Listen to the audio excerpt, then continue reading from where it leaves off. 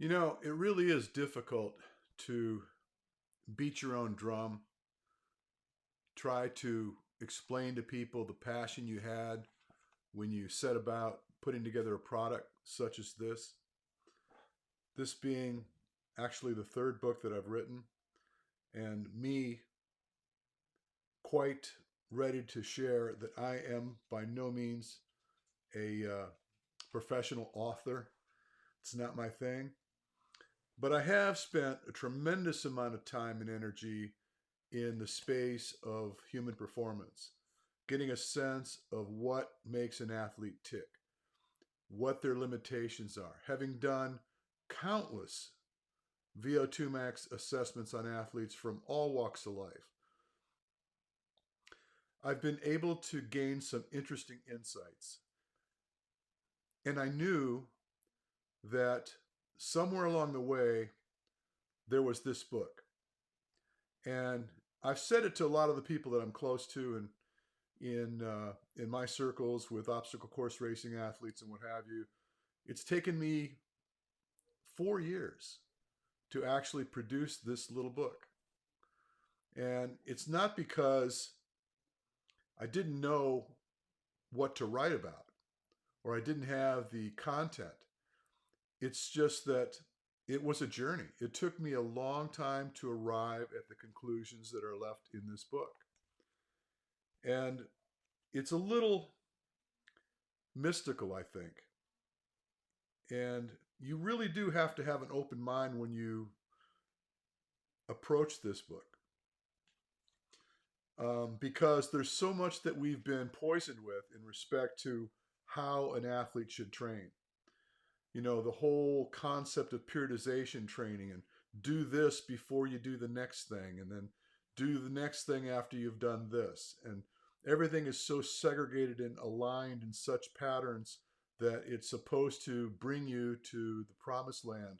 And you know, any training that you do with consistency is going to reveal some benefit.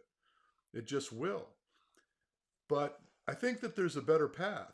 And if you really adopt the principles that I've laid out in this book, I think you're going to find not only um, that you're going to be able to improve, but your body is going to appreciate the way you're treating it. Now, that might sound a little funny, but I think that you're going to know very quickly that by allowing your self perceptions, getting a sense of the way your body wants to respond to the work that you're putting it to, is going to really bear fruit. It's going to bring back to you in spades. So I know you really can't see this, but I just want to share that. Let's see if I can get this right. So essentially, what's depicted here are these flow cycles.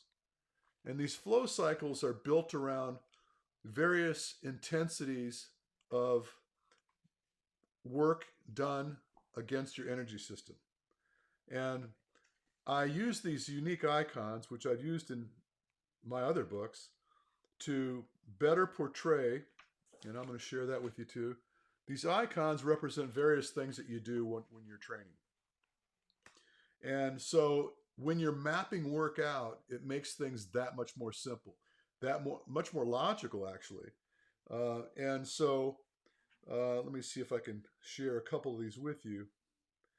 And the book, by the way, is not, you know, a follow the yellow brick road kind of a book. It's not like a lot of training programs where, you know, day one, day two, day three, day four, follow what I said to do. Because we're all unique characters, and the way our bodies respond to work is very unique.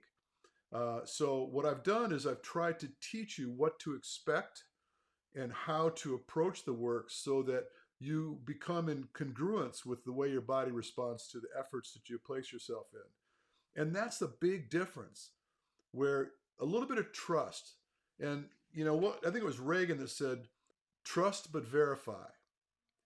And essentially that's what this is all about. We're trusting, but we're verifying. By getting to have a better sense of the heart rate responses and what they feel like when we're in these various elements of the energy system, and how to arrange that work so that you're applying all the necessary attributes of your training in any given session, as opposed to completely segregating these elements of training. So, for example, Monday being aerobic and Tuesday being, a track workout or lactate tolerance type of a training, or a hill workout showing up on Thursday or something like this. All these segregated efforts are not going to take you as efficiently to the finish line as will a concept of flowing through these processes. And I mean, you got to read the book in order to really gain an appreciation of what it is that I'm trying to explain to you here.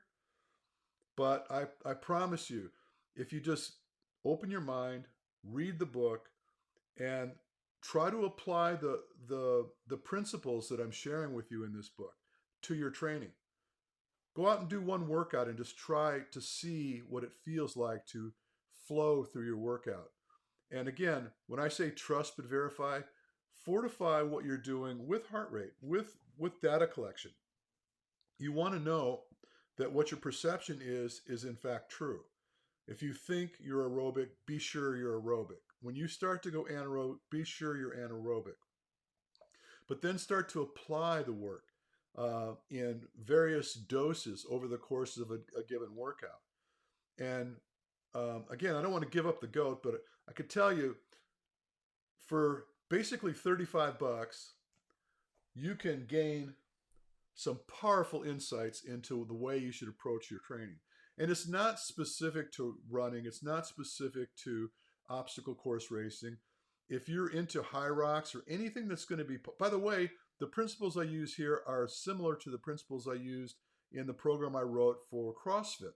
So taking a high intensity, short duration power workout like that, we were still seeing amazing results from the approach that we administered. As a matter of fact, had I not done that program with CrossFit, I would have never been able to pull this off, because what I learned from the efforts we did with the CrossFit community let me see the light. Let me find the path to take you to training the dark side.